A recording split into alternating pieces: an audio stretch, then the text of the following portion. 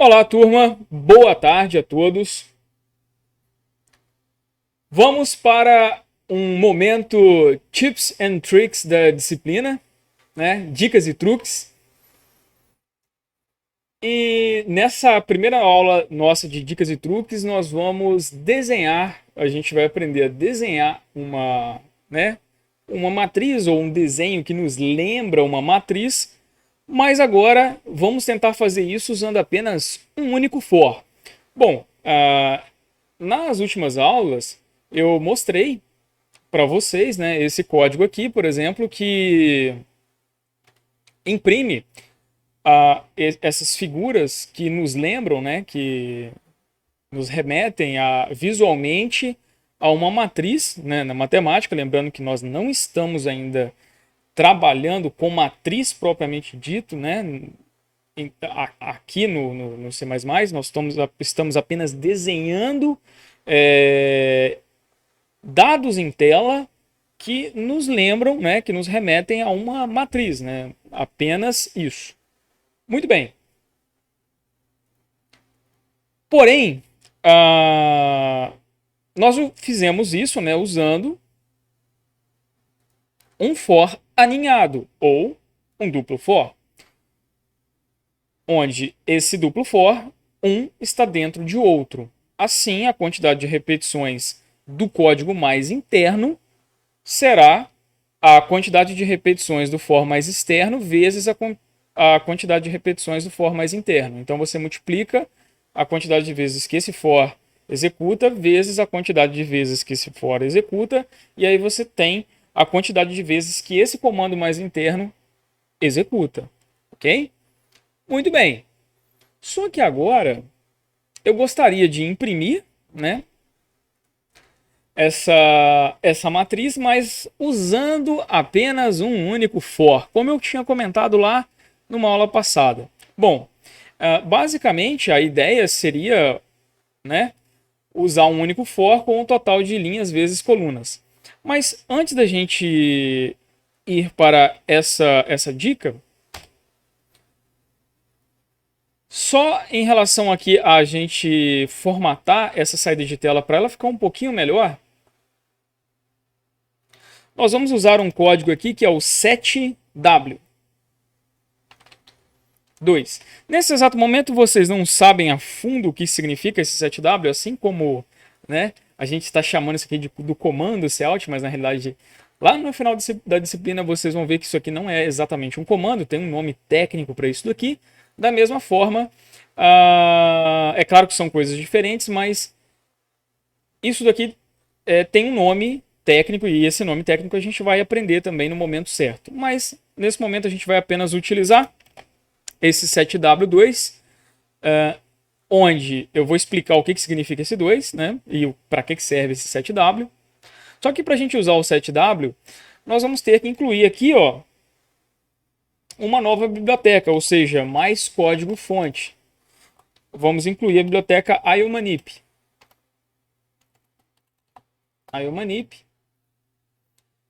Então, fazendo agora setw2, veja só a execução, o resultado. Então, a saída de tela ficou um pouco melhor, né? Mesmo quando eu tenho números, né, com a quantidade de algarismos diferente. Aqui eu tenho um algarismo só, aqui eu tenho dois, né?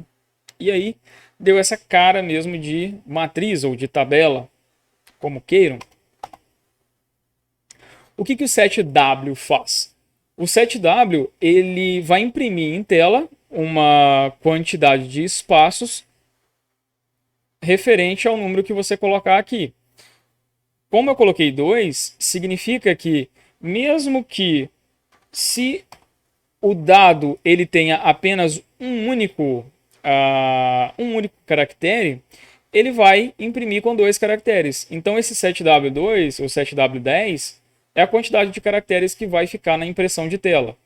Então, caso tenha 10, vamos colocar aqui um valor um pouquinho maior, 5, para vocês entenderem esse setw. Então, independente do tamanho da quantidade de caracteres que tem o seu dado, ele vai imprimir 5 caracteres. Então ele vai imprimir aqui elementos aqui totalmente em branco, né? Sem nada. Vai saltar esse espaço na tela, né? Do console. E vai colocar o seu número no final, ó, igual aqui o 13, 19, 25, 27, 17, 11, 5. Então ele vai saltando e aí com isso você tem, mesmo que você tenha uma tabela um pouquinho maior, né, uns dados com um tamanho um pouco maior, né, você consegue fazer essa tabela de acordo com o 7W. Lembrando que se você colocar 7W, nesse caso aqui, 7W 2 não vai funcionar, porque aqui tem 3 caracteres, ok? Então, não adianta você fazer 7W2, que numa impressão aqui ele não vai ficar da forma como gostaríamos, né? Então, veja que se eu usar já o 7W3, por exemplo, neste caso, já resolveria, porque o maior dado tem 3 caracteres, ok? Ou símbolos, né? Muito bem, turma. Só que isso aqui é só um recurso visual. A nossa tarefa é realmente fazer um único for para, né, para imprimir uma matriz. Um desenho que nos lembre uma matriz, né? Lembrando que não adianta fazer dessa forma aqui, né? Obviamente não vai funcionar, certo? Não vai funcionar. Mas a ideia é a gente tentar fazer essa impressão aqui, exatamente essa impressão, ou de cima, ou de asterisco, mas no formato de uma matriz. Bom, então, como é que a gente vai fazer isso? Bom, vamos pensar aqui em algumas alternativas. Vamos pensar primeiro olhando para o resultado desse programa, né? 5 por 6, por exemplo. Bom, veja que os dados, eles vão, né, de 1 em 1. Quando eu imprimo aqui o K, né, começando de 1 e somando 1 nele, veja que esse último número aqui, né, ele sempre vai dar um valor, né, vai dar um valor, por exemplo, 6. Quantas colunas eu tenho aqui, ó, nessa figura? Tenho 1, 2, 3, 4, 5, 6. Então, se eu tivesse uma outra figura de outro tamanho, por exemplo, vamos colocar 5. Então, 1, 2, 3, 4, 5. Essa primeira linha aqui, o único elemento que, se eu pegar o valor dele e dividir pelo número de, por exemplo, o número de colunas, o único que vai dar um resultado que não tenha resto é o último elemento. O que eu estou querendo dizer com isso? Bom, olha só. E se eu pegasse esse K e dividisse ele pelo número de colunas, por exemplo?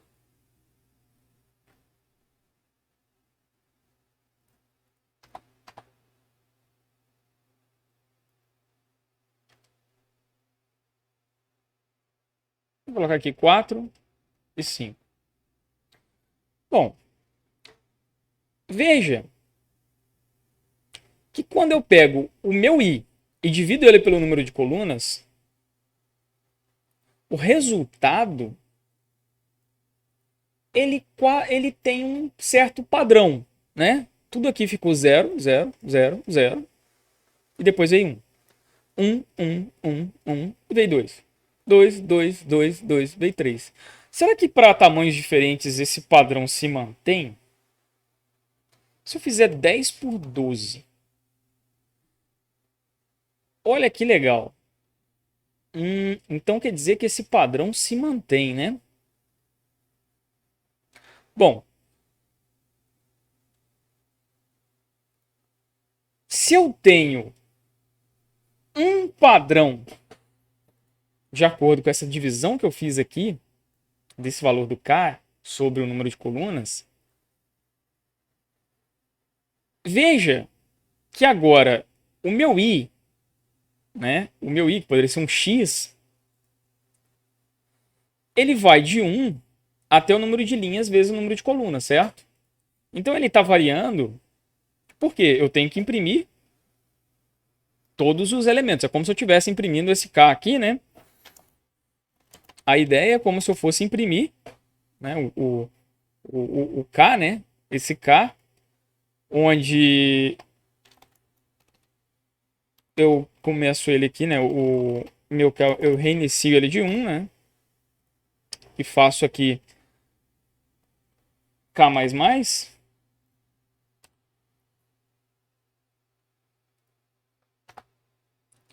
Vamos tirar isso daqui, né? Só para visualizar. 4 e 5. É como se eu tivesse agora, né, em uma única linha, os valores sendo alterados, né? Ao invés de um duplo for que vai para frente e depois vai para baixo, né? Vai deslocando para frente, depois vai deslocando para baixo, eu teria um único for. Só que, veja, nesse único for, como eu só tenho um for, o meu i ele está variando, né? Ou do mesmo nível que o K estaria variando, desse novo K. Mas o importante é que eu tenho que descobrir aqui, em algum momento, dar certas quebras de linha.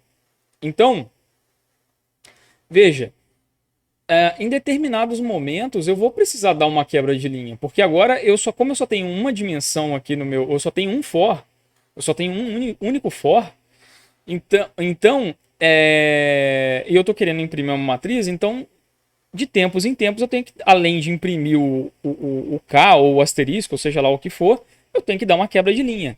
Então, se ocorrer o final da linha, eu tenho que dar a quebra de linha. Bom, então, se eu estou falando se, significa que eu vou ter um if no meu código em algum momento. Em algum momento eu vou precisar ter um if. Se acontecer alguma coisa, eu vou precisar dar uma quebra de linha. Agora, que coisa que é essa? O que que eu preciso? O que vai ser essa coisa que tem que acontecer para eu imprimir essa quebra de linha? Bom, então, antes da gente ver esse código aqui, vou comentar, né? Vamos voltar no de cima, com a divisão do K sobre a coluna.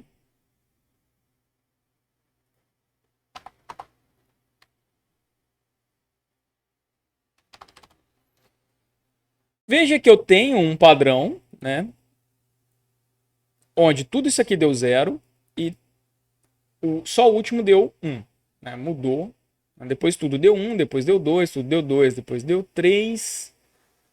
Muito bem. Tá. Como só o último falhou, só o último elemento, não que falhou, mas só o último que deu 1, é porque só o último elemento que foi divisível, né? Porque o K, né, o meu K, ele está variando de 1 em 1. E quando chegou ali no valor de, por exemplo, 6, né, no caso de 5 e 6, quando o K valeu 6 e eu fiz 6 dividido por colunas, o que aconteceu? Ele vai dar 1. Porque 6 dividido por 6 vai dar 1. E aí quando chegou no 12, né, que se a gente olhar,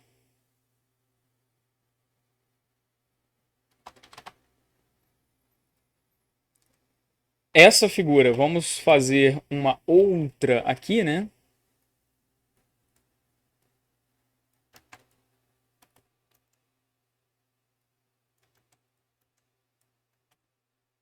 Vamos reiniciar o CAD 1.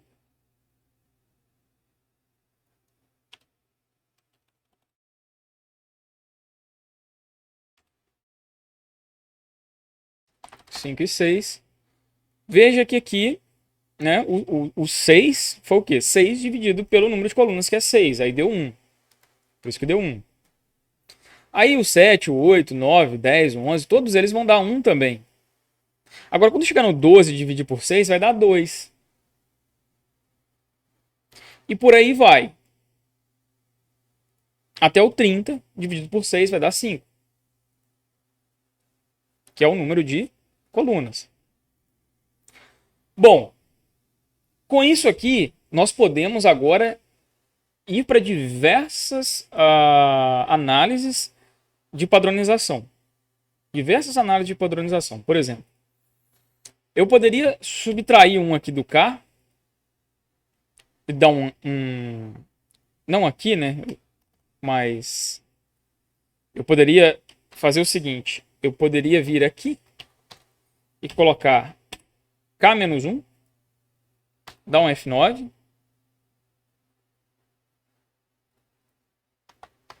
Fechar, né? Vou fechar o programa. 5, 6. E aí, removendo um do meu K, ou simplesmente alterando o valor de início do meu K, né? Começando meu K de 0 também. Eu vou ter aqui tudo 0, aqui tudo 1, aqui tudo 2, aqui tudo 3, aqui tudo 4. Muito bem. Então, eu poderia fazer diversas análises tentando achar a padronização de dividir pelo número de colunas, dividir pelo número de linhas, somar 1, subtrair 1, começar de 0, começar de 1. Ou seja, eu posso tentar achar diversas características de padronização para tentar pensar na minha solução, certo? Bom, mas veja aqui, voltando agora para esse código.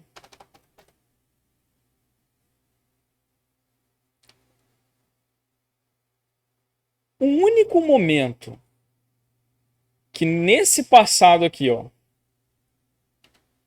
o K sobre a coluna,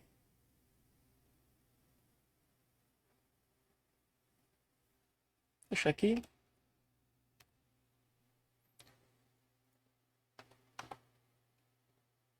O único momento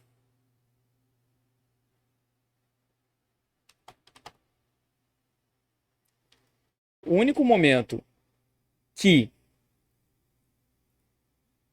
eu pego o dado e divido pelo número de colunas e não dá nenhum resto é no final. Como assim? Qual é o número de colunas aqui dessa figura? É 6, não é? Para qualquer desses outros valores aqui, vai dar resto à divisão. Se eu pegar e dividir 23 por 6, 22 por 6, vai dar resto. O único momento que não vai dar resto é no 6, no 12, no 18, no 24, no 30. E isso vale para qualquer.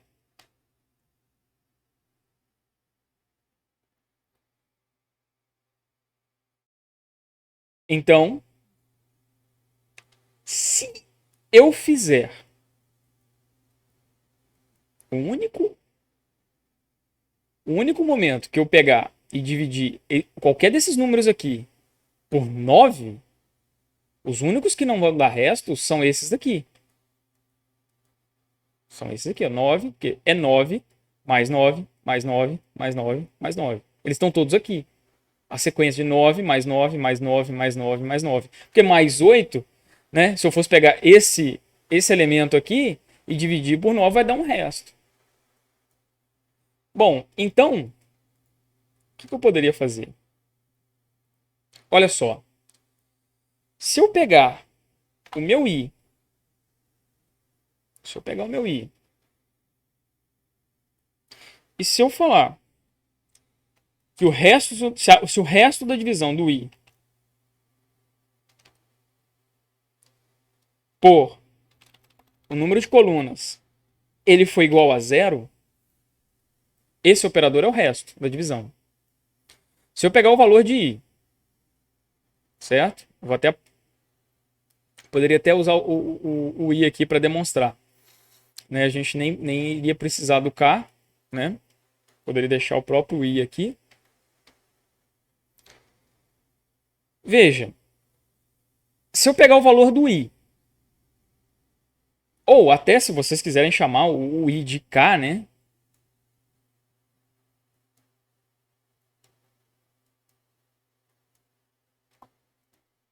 Se eu pegar o k é igual a 1. O k ele é até menor do que o número de linhas vezes o número de colunas, o k mais mais. Eu vou imprimir o k, começando de 1, né? E se o meu k, o resto da divisão do k sobre colunas foi igual a 0,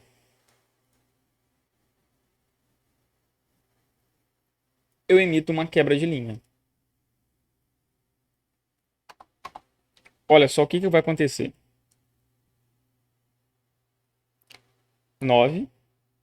Vou botar aqui 4 e 9. 1, 2, 3, 4 linhas. 1, 2, 3, 4, 5, 6, 7, 8, 9. Exatamente. Ah, mas não ficou igualzinho. É porque a gente não usou o mesmo 7W. É só a gente usar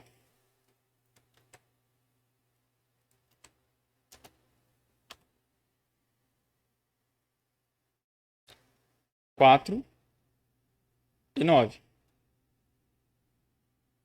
Vamos fazer também uns endline para ficar melhor de visualizar, né? 4 e 9. Olha só. Olha só. O que aconteceu? Esta figura ficou igualzinha a esta figura. E veja no código. Eu só tenho um único for. E veja, como eu falei, não importa o que é o IJ. Não importa, não é que você está colocando IJ que vai imprimir uma matriz. Não tem nada a ver. O nome é o nome. Então, o for, um único for, é suficiente para imprimir uma matriz. Só que aí eu preciso dessa estratégia de achar uma forma, né, de efetuar a quebra de linha no momento certo. Eu poderia fazer isso aqui de diversas formas. Eu poderia colocar um outro contador separado para assim que ele atingir o número de colunas, ele quebrar e eu zerar esse contador de novo. Então, assim, existem diversas formas de fazer isso. É realmente usar a imaginação. Vocês podem tentar fazer de diversas formas aí, de outros tipos. Mas, para a gente entender isso daqui, né? Novamente, vou fazer com outra, né? Com outra entrada de dados. Vamos colocar aqui 7 linhas e 10 colunas. Então, 1, 2, 3, 4, 5, 6, 7 e 10 colunas. Ok? Então, veja que eu consigo fazer a impressão em tela, mesmo de uma figura que nos lembra uma matriz, mesmo com um único for. O grande detalhe, ou seja, não é que o duplo for é para matriz. Não, pessoal. O que é o duplo for? É simplesmente para executar um conjunto de instruções n vezes m vezes, ok? E aí, o que você colocar aqui dentro, né, do duplo for, ele vai ser executado. O que você colocar depende do, é óbvio que depende dos valores que você colocar aqui, né, dos parâmetros que você colocar aqui. Obviamente depende disso. Mas supondo que esse for ele executa x vezes e esse for executa y vezes, Para que serve o duplo for? Ele vai executar as instruções que estão dentro desse for mais interno, x vezes y vezes. As instruções que estão neste for mais externo serão executadas x vezes. E é isso. O for é uma estrutura de repetição, é uma instrução de repetição para repetir um bloco de código n vezes. Esse n vezes vai depender dos parâmetros que você coloca, né, no for, né, e, claro, se esses parâmetros também vão estar sendo acessados dentro do escopo do for. Né? Você pode, igual a gente já fez exemplos aqui.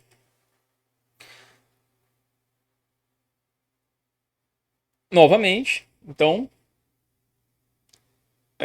essas dicas e truques são importantes a gente visualizar.